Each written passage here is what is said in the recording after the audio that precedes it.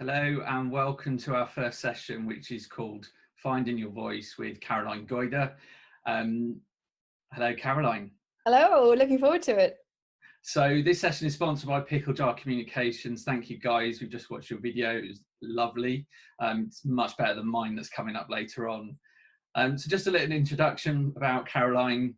I first saw Caroline speak at a case conference about 7 years ago, I think it was, and it was a keynote to do with cats and dogs. Some of you may remember it. If you do, put a shout out in the chat. I was a dog, which actually I'm now a dog owner, so clearly she's got something right. She has 7.7 million views on her TED talk at the moment on YouTube, and I will share the link. I share it with everybody. I think it is fantastic. It's a good watch, and I know that some of the other speakers have already been watching it today. We have got a goodie bag for you, so anybody who buys Caroline's book, you can see I've got my copy, but also the background there. If you send a receipt, you'll get a load of audio goodies on top, so we'll put the details in the chat for that. We're going to let you interrupt as we go during this session. Caroline has said she wants you to put your hand up, ask questions, so really make use of the chat, and I will communicate those via the power of technology to Caroline and interrupt her talk. This is an interactive session. This will be inspirational. And afterwards, we will be going into the Japan breakout video room. So we'll do a reminder at the end, but there you go. We'll be able to have other questions during the 15-minute break we've got. So without further ado, I am going to hand over to Caroline. So enjoy. Thank you, Rob. That's a lovely introduction. Now I'm going to take away my Zoom background and keep it very straightforward because I want this session to be so practical, and I wanted to answer the question for all of you: how do you speak up and stand out online? And what was it Darwin said about adaptability? You know, the species who do the best are the most flexible. I feel like the last 3 months has been a complete exercise in flexibility, and no more so than in unis. And I feel like I've learned the most actually from Reading. I don't know if we have any people from Reading here, but I do a lot with Henley Business School, and a lot of the lecturers at Henley have been so brilliant at sharing their wisdom about online presentations and online lectures. And that's really the turf we're going to be in today, because when I wrote Find Your Voice, it's funny, I didn't know what was coming. Find Your Voice was commissioned because of that TEDx with the crazy views. But when I wrote it, I knew that the digital world was going to change how we show up as speakers. And I knew that it was giving us all these different pressures. It changes our posture. It changes our breathing. It changes how we feel about ourselves. What I didn't know, obviously, is that COVID was coming, and that the whole thing would be just extreme in terms of our need to flex very quickly. And I saw that recently with a client. He works for a big corporate, and he runs the call centers for this corporate, which look after the emergency services. And when I met him in February, he was just about to step into this big job running the emergency services for this business. It was already big shoes to step into. And the person who'd done the job had had really high ratings, and he's young. So he felt pretty daunted. He knew he was going to have some big meetings. So we worked on 3 things to help him step up that I'm going to share with you. Now, we worked in February. And of course, by early March, he'd stepped into his new job running the emergency services, and suddenly his whole call center were out working remotely. The pressure on the emergency services was ramping up for all the reasons we can remember. And he wasn't just reporting into his big boss at his own business, he was reporting into the big boss at group, and he also had cabinet ministers wanting to step in. So he really had to use the skills that I'm going to share with you for speaking up and standing out online. Let's have a look at a slide for a moment, because I want to talk about the pain of video conferencing, and I'm going to go back to what we're going to call the gremlins. Now, there are a few core issues with the online world, And I want you now to tell Rob in the chat if you have experienced any of these. It's like tense, nervous headache. We'll call it Zoom jail or Teams jail or Cisco WebEx jail. There's the problem that he was finding of being stuck at your laptop all day, sitting, same room, no sunlight. It feels like you're in Zoom jail and you end up having Zoom fatigue. By the end of the day, he was finding that he had a really tired voice, low energy, and suddenly he had to speak to a cabinet minister, and it was really pressuring him. He was feeling very compressed and very pressured. He was also finding that because he wasn't in the office anymore, because all his call center workers were remote working, he's someone who can really inspire people. But it's hard to inspire people on Teams or Zoom, isn't it? And it's hard to keep inspiring people when you're not getting any feedback. You know, the feedback that you would have walking back from a meeting and someone saying that was really great. Or the feedback you might have when someone comes up in the canteen and says, oh, I really enjoyed what you did there. We're just not getting that at the moment. And he was finding it hard to lead without feedback. He was also finding that he had dialed up imposter syndrome. And if this is something that you're finding too, any of these, do let Rob know in the chat. I'm hearing so much about imposter syndrome at the moment. And do you know why I think it is? I think it's because our lives are so compressed right now. You know, I'm doing this in a house where my husband is running his engineering stuff. I've got a daughter learning about Eva Ibbotson online. I've got a 3-year-old who's probably playing with Sylvanian families. We're all compressed in this little house. And whereas I used to have the opportunity to go to work, to get on the tube, to get myself into role, to feel like the Caroline who goes out to work, I'm now here doing this as the Caroline who cleans her kids' teeth in the morning. And that can really impact our sense of confidence. And he was finding that he had massive imposter syndrome in this situation. Maybe some of you are feeling it too. We are getting something, Caroline. Oh, yes. I think Katie from York St John has said that it's not only during work, it's at weekends with Zoom fatigue. There's a few people with imposter syndrome. Somebody's in a cupboard with non-stop pings, but loving the Zoom jail analogy. So I think you're definitely hitting the spot with some of people's challenges. I think, you know, if we're lucky enough to be able to work from home, we are probably all a bit in Zoom or Teams jail right now. And it creates this home work collision. The real feeling of all of this is compression, isn't it? We're physically compressed, we're spatially compressed, our lives are compressed, and it impacts our voices. And it was impacting this man's voice as he stepped into his new job. And the final thing that he was suffering with was a sense of performance anxiety, because like right now, I can't see you. I can't see you. So I can't read the room in the way that I would if we were in a big conference space, like that case conference, Rob. So what we require to read the Zoom or read the Teams is the skills of a broadcaster. I have to imagine your response. And that's, you know, this is a skill we might talk about in a moment, but I'm going to show you over the next 20 or so minutes, 3 sets of tools that are going to really help you to handle these gremlins and to really find your voice online. It's very straightforward. So I'm going to come out of my deck and I'm going to stop.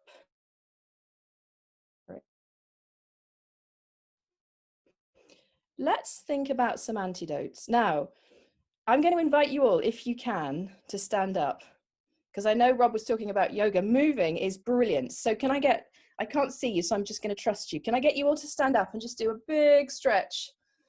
Oh. This is definitely a good excuse for some selfies, I think, with the hashtag. So send those in. We want to see them. Yeah, show us your stretching.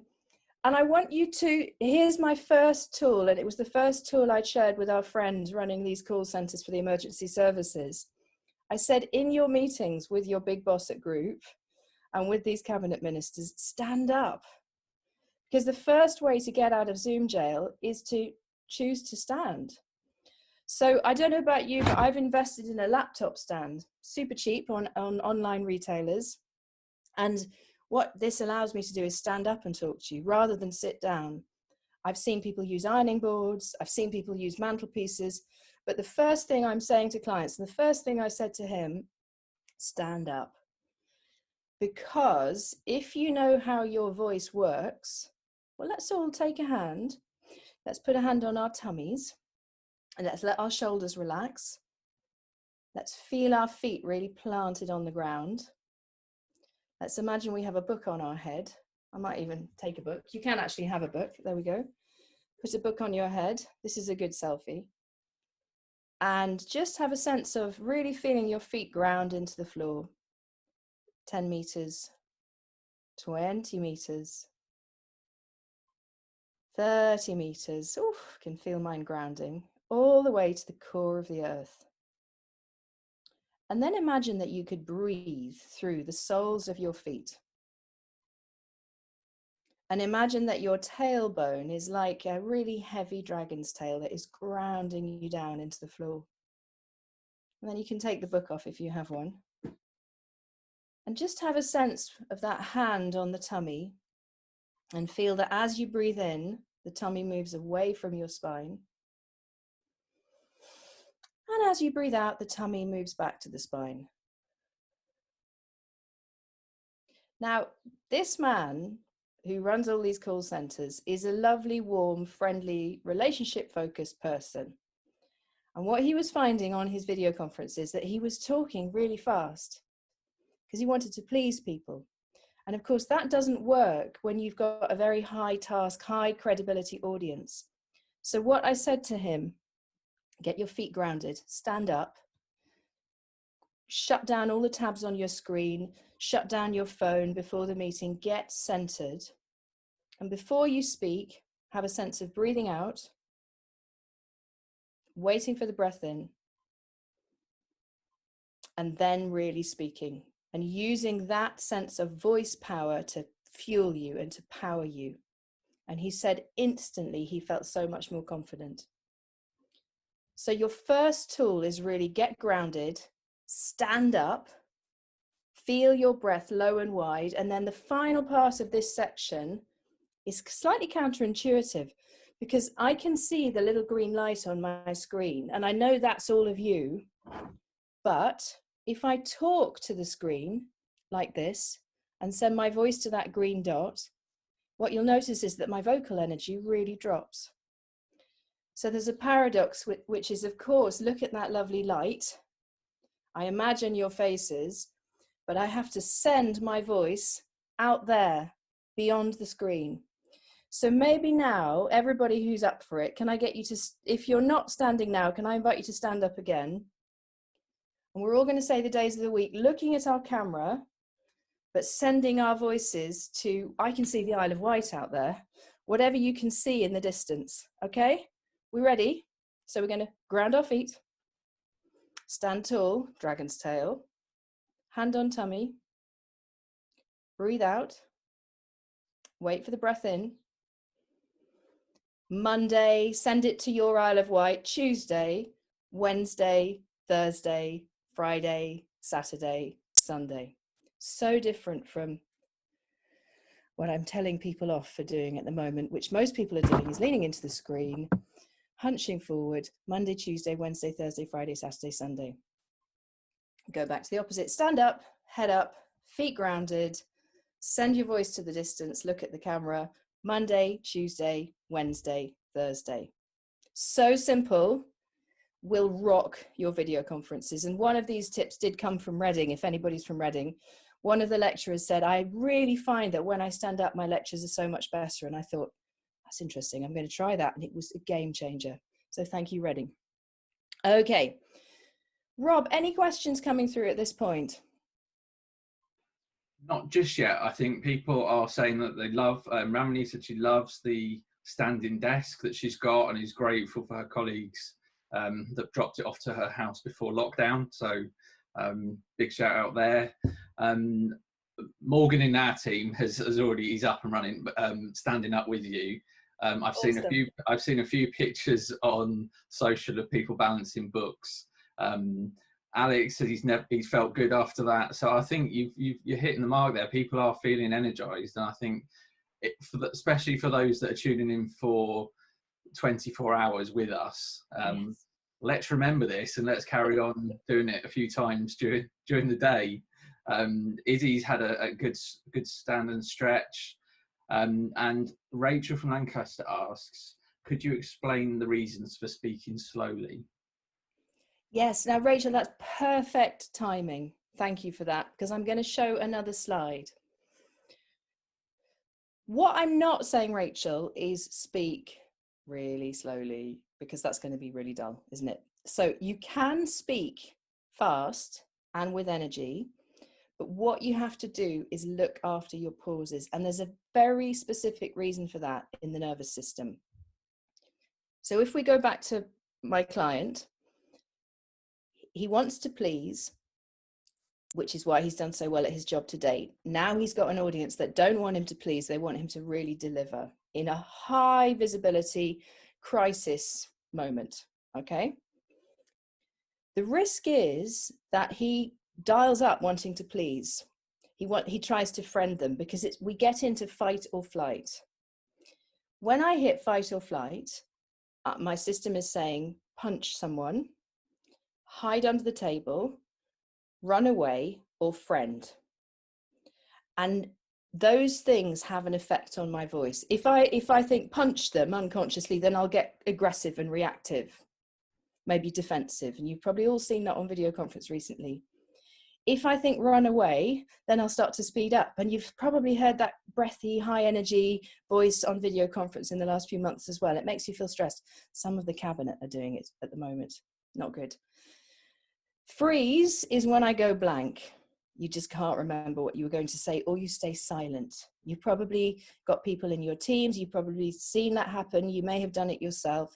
People just zip it because it's easier not to speak up. And that's a shame.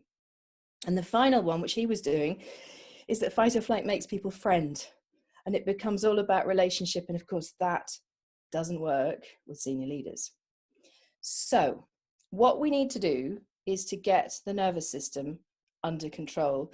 I'm conscious that some of you may have serious physiological or anatomical knowledge. So this is very much a dummy's guide to the nervous system. But I'm going to show you a little slide if I share screen again.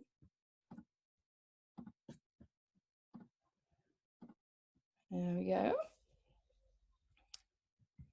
So let's just click through. So in front of us, we have the nervous system. Now, I want everybody to just do an experiment. I would like you to really hunch over your screen like you've had a really bad day. You've had 400 emails, lots of tricky text messages. It's all going off on all different platforms, and people are getting quite aggressive and quite difficult. You can sense they're frightened. Just hunch over your screen. Breath up in the shoulders, really overdo it, jaw tense, eyebrows tense, everything locked up, and then just say to yourself hello, or say the days of the week, which you may have heard of as text, because this posture takes down what's called the psoas muscle, which goes through the hips and is pretty much the fight or flight muscle. So this posture will take you in to the side of the nervous system called the sympathetic nervous system, fight or flight. And it's where our voices get flat. It's where we speak really fast. It's where when someone else smiles, we don't smile. It's where we don't really connect with people. It's like a bad side of the bed day, wrong side of the bed day, which means you've just started your day badly. It's a funny expression in English. If we go back to what we did at the beginning, stand up, feet grounded, send your awareness to the back of the room and beyond, breathe low and wide. Then your system goes into the other side, which is the parasympathetic nervous system, the friend side of the system. And with my client, I said to him, it's not that I want you to speak slowly. It's that I want you to understand how to pause, because what nervous speakers do universally is this. You've heard it. There's a sense of gasping the breath into the upper chest. Hi, I'm Caroline. We're going to be talking today about voice. And I'm starting to feel really nervous. And I think I can actually hear my dog barking outside. So I don't know if she's picking up on that. What confident speakers do universally, and what you do universally when you're with your friends, is they close their mouth and they take in a lovely smell through the nose. You know, you're sitting with an old friend, you're having a chat, glass of wine in a summer garden. We remember those days, don't we? And you pause. The breath comes in low and wide. There's no rush. And what that does is it centers your system. In the parasympathetic nervous system, we smile when others smile. Our voices have music. We connect. We make people feel good around us. We have an energy that is easy and flowing, and it's just lovely to listen to on camera. If you think of all the great TV presenters you love, Rob, if people want to put names in the chat, feel free to shout out who comes up. You know, everybody from Attenborough to Grayson and Philippa Perry, you will think of other names. They have this quality of talking to old friends. And I would say that this quality of ease on video conference is the big one. So you get yourself centered. He said to me, I'm really getting myself grounded and planted before my meetings. And he said, when the screen lights up, you know, when the meeting starts, although I'm talking to the big boss, I have a sense of credibility in my posture, but I go in with a sense of parity. And anybody in sales may have come across that term, a sense of being an equal in the room. And that switches on all of the good stuff in the parasympathetic nervous system. So you have ease, you seem grounded, you have charisma, you make people feel good around you. There's a really interesting neuroscientist called Antonio Damasio, who wrote a really wonderful book called The Feeling of What Happens. And he is just so interesting on this because he says essentially the autonomic nervous system is exactly that, right? It's autonomic. We don't have much control over it. But he said the voice is different because the voice was originally just a channel to protect the respiratory system. And as evolution happened, we started to adapt to speak. And speaking is conscious. So he says that makes the voice a really powerful way into the unconscious nervous system. And the quality of your pauses, that gasp or closed mouth, imagine a lovely smell, is the difference between the faux system, the sympathetic nervous system, or the friend system, that lovely parasympathetic sense of everything is good in life. What I want you to practice for great video conferences is a sense of talking to old friends when you speak and having space and time to pause and to breathe. I'm going to stop sharing and come out of that slide. So, Rachel, does that help? Rob, feel free to put a follow-up question in the chat. I was just going to say that we've had some speakers' suggestions in. So we've got a definite agreement with David Attenborough, Michael Parkinson, Graham Norton, Fiona Bruce. I probably showing my age, but Moira Stewart, who used to do the news, and also Sophie Rayworth now. Yes, really good ones, and they all have that lovely quality of groundedness, poise, and ease. Now we are all on broadcast. This is something to think about. And there's a lovely tip from George Clooney, which is imagine you're talking to old friends. When you start your meeting, have a smile in the eyes of talking to old friends, and it really lights up your energy. So I'm conscious we've got 5 more minutes, and I've got one more tool to share with you. The tools we've shared so far are about space. So home working is compressing us, our screens are compressing us, Zoom jail is compressing us.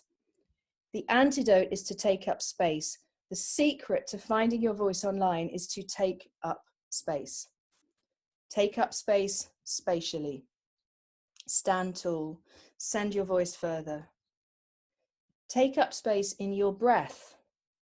Breathe low and wide on your pauses. Get your nervous system calm and centered. And the final way to take up space is to think about time, strangely. Because the last exercise I did with this man running these call centers for the emergency services was to get him to think about his future self. And I'm going to invite you all to do this now. You can do it sitting, you can do it standing. I'm going to invite you to close your eyes for a moment. It'll take about a minute, maybe 2. So get yourself comfortable, close your eyes.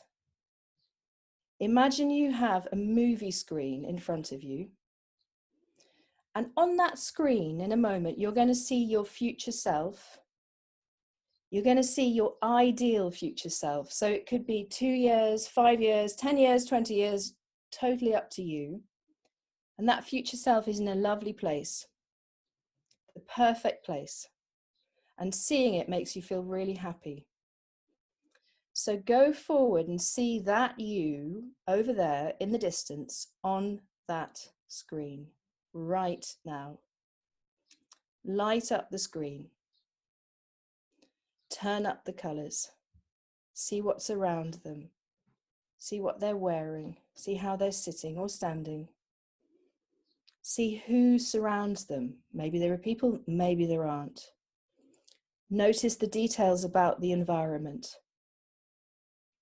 What is it that surprises you? What is it that you love? Turn up the colors. Turn up the sounds. See what you see. Hear what you hear. And then you can step into this future world and you can ask that future self a question. You can ask that future self what advice they have for you in 2020 to get through this slightly challenging year, to get to this lovely place that they're in. And I'm going to stop talking for a moment so that you can just ask them that question.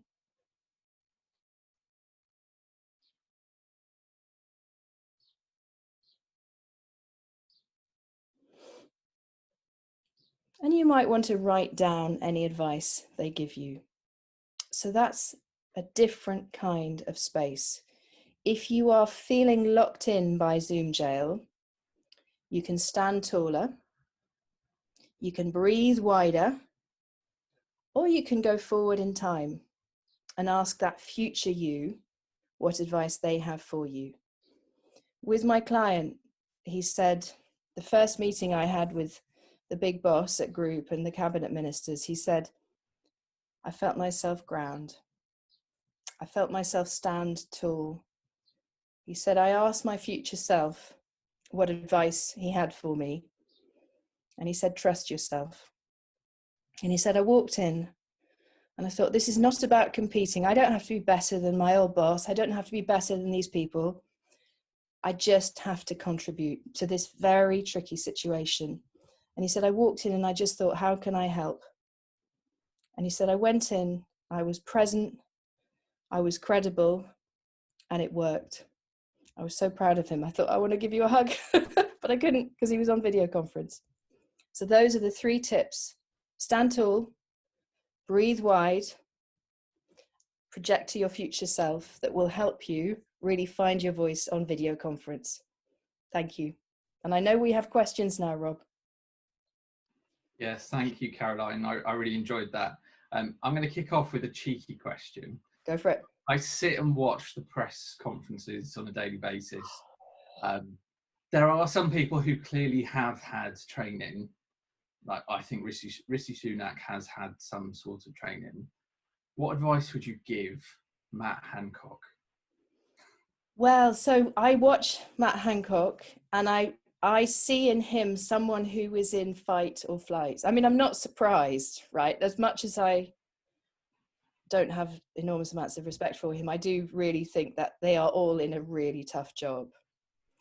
And the thing I would say to him is, look after your own health, look after your nervous system, because it's like being the pilot of the plane. It goes back to the cats and dogs metaphor in a way. We are looking to him to lead us through this time. He sometimes shows up a little bit breathless, a little bit fast, a little bit adrenal. I wouldn't want that quality in the pilot of a plane I was flying on, and I need him to be more centered. I'd be more Jacinta, I would say, because she and Merkel, because they're showing up as so much more centered than most of our leadership team at the moment. So it's all in breath is what I would say. Look after your health, mate. A few people have said buy a new tie as well. So, yes. I don't do styling advice, but yes. So it's a good question from Michael. With online meetings, it's hard to see and read visual cues. So how do you deal with an online meeting where people just keep on talking? There aren't the normal gaps that you have in proper dialogue. It's so difficult, isn't it? And partly it's exactly that we can't read the gasp that tells you that someone's going to speak, or the sense that they've finished because they slightly sit back. We don't have those subtleties. And I think we need to think more like broadcasters. If you think about a good broadcast, it's very segmented. So you might just give everybody a section so that they can't talk over each other, and then have a 5-minute section where people can, but it's ring fenced. And I think the part of the problem is the audio, that really on something like Zoom, there's only one audio channel really. In a conversation, we can layer over each other. It's so much harder on video conference. So structure your meetings, and also come off video. A phone call is much more layered in terms of sound. So sometimes have a walking meeting and just put people on sound, and you might find that actually that's better for creative stuff. I've certainly enjoyed the telephone calls I've had lately instead of having another Zoom or Team or Google Meet call. So yeah, I think people are enjoying a telephone call a little bit more now. The sound quality is so much better, isn't it? And we can layer over each other in a way that we just can't on this medium. Definitely. So Sarah from Bristol, hello, I'm Bristol too. She's talking here about we have limited time in meetings, so struggle with pausing. She's worried about that someone will jump in and she won't be able to finish a point. If that happens in person or video call, what advice have you got for holding the pause? The frozen hand gesture. Right, this will help you. Okay, so we're going to all say the days of the week, and when we get to Wednesday, it's going to be a bit artificial because I'm going to hold my hands up here, which is a bit whoop whoop, but just work with me, otherwise you won't be able to see them. So if you want to pause and not be interrupted, the trick is to freeze the hand gesture. So I'll show you. We go 1, 2, 3, 4, Monday, Tuesday, I need to get my hands on screen, Wednesday, Thursday, Friday, Saturday. So as you were saying, Rob, that's really interesting. And I'm just saying to you, physically, you do have to make sure your hands are on screen. So maybe I would need to be more here. As I was saying, Rob, you know, that's really interesting. What that's saying to you is, I haven't finished yet. If someone does interrupt you and you want to get back into the conversation, thank you, Rob. Great point. Rob's going, yes, it was. And then you get into the traffic again. You have to do it really sending your voice to the Isle of Wight, as it were, because otherwise they'll just push past you. Hope that helps. Watching your hands. I am drawn to that hand that has paused. So I like that visual cue. So thank you for that question. The next one, and I realise I'm saying I'm so bad for that myself. I'm very self-conscious. Fine, I'm not at all bothered by your ums. They're fine if they're thoughtful. I've got the expert here and I do my best. It's my thing, grounding is quite interesting. Before this is how do I avoid saying and pause more? So on that note, Kezia asked Caroline, do you think even the best communicators are still only as effective as the other people in the meeting allow them to be? What's your advice for dealing with challenging interruptions or conflict? Oh, this is super, super interesting. So something I say in the book is that speaking and listening are one flow. and they can't be separated. I was working with someone in the army recently who she's very good at what she does, and she's become pretty senior pretty fast. And she's young, and she's going in to talk to the generals. And she said, I've become aware that there are certain white public school boys in the room who get a lot more airtime than I do and get a lot more respect. And she said, that's so frustrating. And I do think that often there are issues that some people get more respect and airtime just by virtue of unconscious biases that people are probably not even conscious of. But I'm a bit hardline on this. I don't really talk about dealing with those biases overtly, because I think actually they are there, they do exist, and that is so crucial that we deal with them as a society, as a system. But in the moment where you're speaking in a room, you just have to go in with the belief, that future self that says, I deserve to be heard. I believe that I have something to say that is worth saying. And I think about AOC in the US, you know, young woman could easily be pushed aside, could easily be marginalized, not listened to. She ain't gonna let that happen. And when someone speaks with that belief in what they have to say, and also a sense of what others need, I think they cut through. I say this warily because unlike this woman in the army, there are some audiences who are probably pretty tough to cut through. But I think if AOC can do it, we all can, right? That's great, thank you. So Katie asks, do you have any tips for the kind of self-consciousness you get from always having your own video in the corner when you're on calls? I'm a nightmare for this one. So it's so different from in-person chats when you don't have to be aware of yourself. I'm going to be really honest with you. I think it's much easier to deal with at work, but I am not a fan of the Zoom cocktail or the family Teams meeting. I would much rather, as we've said, just talk to someone on the phone, because I think sometimes at work it's useful to have an awareness of what you're doing. But when I'm with my friends and my family, I don't want to think about how I look. So I think just if that self-consciousness is there for you, I suppose you could find a way to, you know, pin the screen and make sure you can't see yourself. You might also just choose a different medium. And sometimes phone calls are the best, as we've said. But I really, we're all going to need mirrors, aren't we, in meetings after this? It's just too weird staring at ourselves the whole time. It's a narcissist paradise. So Ruth made a tip that you can, Zoom can let you switch off self-view. So tell me how. Put that in the chat. I'd love to know. Thanks, Ruth. That's one for when we go for the breakout. I think we'll have to get Ruth to do a demo for it. Yes, please. Help us all. Have we got any other questions? I mean, we've had a lot of feedback with people finding this really useful. Some people surprised they were going to be learning about physiology so early in the morning.